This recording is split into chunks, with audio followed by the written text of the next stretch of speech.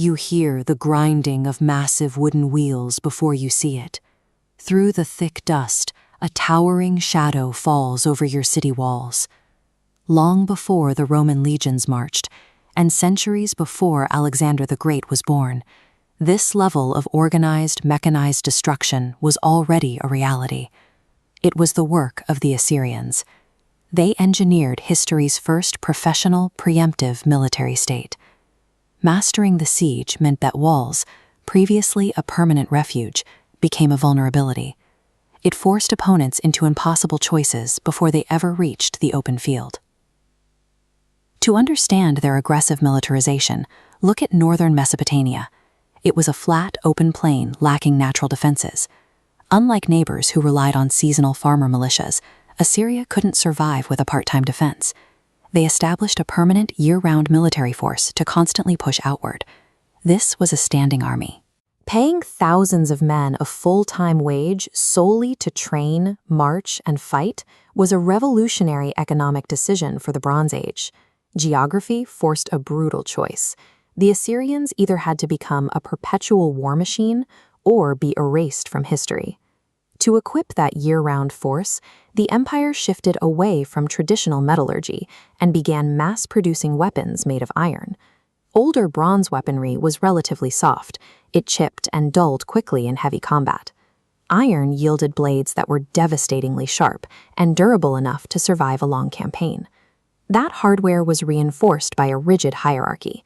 The army operated in specialized divisions of heavy infantry, charioteers, and cavalry, all tethered to a dedicated network of supply lines. Wars were no longer decided by the individual bravery of a few warriors. Industrialized logistics and supply chain management became the true engines of imperial conquest. Traditionally, high city walls guaranteed safety. A besieged population could lock their gates and wait for the attackers to run out of food and retreat. The Assyrians neutralized these fortifications by inventing the engineering corps, trained to dismantle stone defenses. They used battering rams to shatter gates, and sappers tunneled under walls. Massive siege towers rolled to the parapets, delivering troops over the defense. Neutralizing these defenses changed the nature of survival.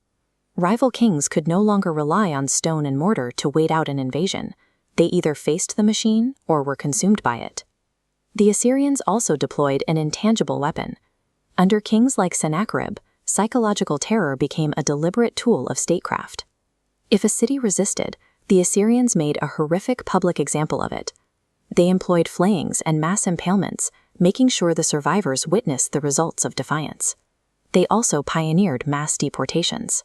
By forcibly uprooting hundreds of thousands of people and relocating them across the empire, they systematically shattered local cultural identities to prevent future rebellions. This extreme cruelty was a highly organized psychological operation. It was carefully designed to ensure the next city in their path would surrender out of sheer terror. The wealth of a conquered world funneled back into Nineveh. It created a strange paradox, a culture of grand libraries and intricate art built entirely on a foundation of absolute brutality. But a state built entirely on fear requires endless military expansion to maintain its momentum. Eventually, the Assyrians ran out of manpower, creating a world united by a shared desire for revenge. In 612 BCE, the system snapped. Their overextended military was overwhelmed by an alliance of former victims, and Nineveh collapsed in a single violent generation. Even though the empire fell, its methods survived. Later superpowers, from the Persians to the Romans, studied the Assyrian blueprint, adopting their professional military structure and logistical networks. The Assyrian legacy reveals that a global empire is forged from a specific chemistry: the mass production of iron, the discipline of a professional class, and the calculated use of fear.